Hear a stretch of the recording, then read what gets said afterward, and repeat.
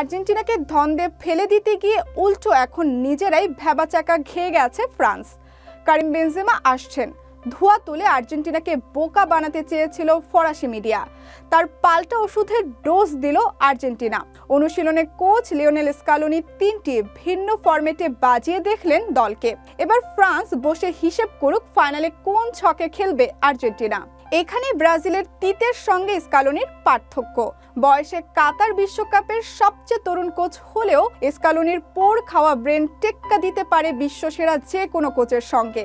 তিতে মুখস্থ বিদ্যার মতো একই ছকে খেলিয়ে গেছেন ব্রাজিলকে, ফলে প্রতিপক্ষ অনেক আগে থেকেই পাল্টা রণকৌশল সাজাতে পেরেছে। আর স্কালোনি এবারের আসরে দল সাজিয়েছেন প্রতিপক্ষের শক্তি দুর্বলতা বুঝে। সাধারণত 4-3-3 ফরম্যাটে খেলাতে পছন্দ করেন তিনি। এতে মেসি ও ডি মারিয়া দুজনকেই সহজে জায়গা করে দেওয়া যায়। এই ফরম্যাটে বেশিরভাগ ম্যাচ খেলে টানা 36 ম্যাচ ধরে অপরাজিত ছিল আর্জেন্টিনা। কিন্তু বিশ্বকাপে সৌদি আরব ধাক্কার পর আর্জেন্টিনা কোচ নতুন করে সব ভাবতে বসেন। এরপরই দলকে খেলাতে থাকেন ভিন্ন ভিন্ন ছকে। 5-3-2 ছকে খেলিয়েছেন, যেটি মাঠেই 3-5-2 ফরম্যাটে বদলে যেত। আবার খেলিয়েছেন ফুটবলের সবচেয়ে বহুল প্রচলিত ছক 4-4-2-তেও। অনুশীলনেও এবার নির্দিষ্ট ছকে আটকে না থেকে 3টি ভিন্ন ছকে শিষ্যদের খেলালেন স্কালোনি। এর মধ্য দিয়ে প্রতিপক্ষকে কিছুটা ধন্দেও ফেলেছেন। আর্জেন্টিনা ফাইনালে কোন ছকে খেলবে সেটা মাঠে নামার আগ পর্যন্ত বুঝতে পারবে না ফরাসি কোচিং স্টাফরা। স্কালোনি প্রথম ধাপের অনুশীলন করিয়েছেন 5-3-2 ছকে। মলিনা ও আকুনিয়াকে উইঙ্গার হিসেবে খেলিয়েছেন। এই ছকে আর্জেন্টিনা 3 সেন্টার ব্যাকের সঙ্গে 2 উইং ব্যাককে খেলায়। 2 উইং ব্যাক ওপরে উঠে গিয়ে আক্রমণও সানায়। 2 প্রান্ত থেকে ক্রস করে বক্সে। এমবাপ্পে সাধারণত বা উইংয়ে খেলেন।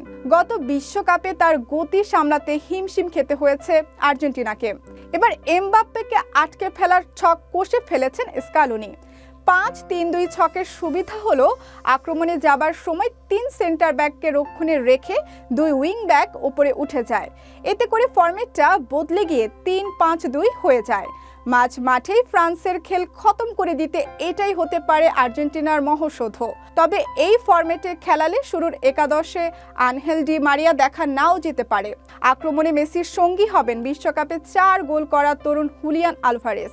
এই ফরম্যাটে খেললে আর্জেন্টিনার একাদশে দেখা যাবে গোলপোস্টে এমিলিয়ানো মার্তিনেজ, সেন্টার ব্যাক হিসেবে ক্রিস্টিয়ান রোমেরো, নিকোলাস ওতামেন্দি ও লিসান্দ্রো মার্তিনেজ, 2 উইংয়ে নাহুয়েল মলিনা ও মার্কোস আকুনিয়া, মাঝ মাঠে রদ্রিগো দি পল, এনজো ফার্নান্দেস ও আলেক্সিস ম্যাক অ্যালিস্টার, আক্রমণে লিওনেল মেসি ও আলভারেস। গত কোপা আমেরিকা আর্জেন্টিনা জিতেছিল ডি মারিয়ার গোলে।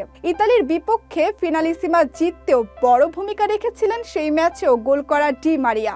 চোটের কারণে গত কয়েকটি ম্যাচ না খেললেও ফাইনালের জন্য পুরো ফিট হয়ে গেছেন তিনি। আর্জেন্টিনা কোচ আছেন মধুর সমস্যায়, কাকে ছেড়ে কাকে খেলাবেন। ডি মারিয়াকে জায়গা করে দিতে হলে আর্জেন্টিনাকে ছক বদলাতে হবে। তখন খেলতে হবে 4-4-2 অথবা 4-3-3 ফরম্যাটে। এই 2 ফরম্যাটে খেললে 3 জন সেন্টার ব্যাক খেলানোর সুযোগ নেই। তখন বেঞ্চে বসতে হবে লিসান্দ্রো মার্তিনেজকে। তখন 2 সেন্টার ব্যাক ও 2 উইং ব্যাককে নিয়ে খেলবে আর্জেন্টিনা। 4-4-2 অনেক ভারসাম্যপূর্ণ ফরম্যাট, আর 4-3-3 তুলনামূলকভাবে বেশি আক্রমণাত্মক।